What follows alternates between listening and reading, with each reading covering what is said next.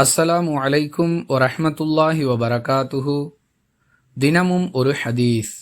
உங்களில் ஒவ்வொருவரும் பொறுப்பாளர்களே, உங்கள் பொறுப்புகளை பற்றி விசாரிக்கப்படுவீர்கள். தலைவர் பொறுப்பாளியாவார்.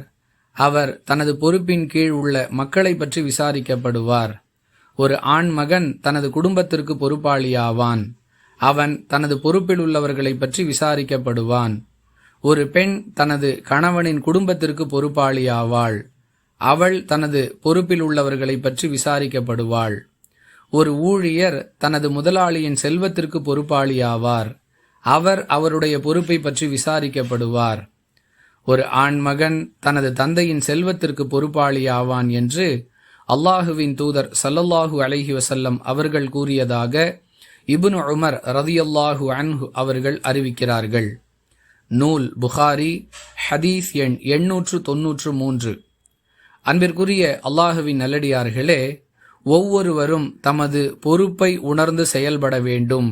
ஏனென்றால் இது குறித்து மறுமையில் விசாரிக்கப்படும் என்பது இந்த ஹதீஸ் நமக்கு சொல்லக்கூடிய பாடம்.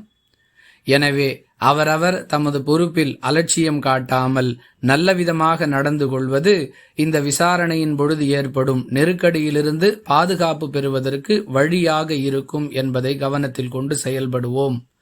வாஹிரு தஅவானா அனில் ஹம்துலில்லாஹி ரப்பில் ஆலமீன். அஸ்ஸலாமு அலைக்கும் வரஹ்மத்துல்லாஹி வபரகாத்துஹு.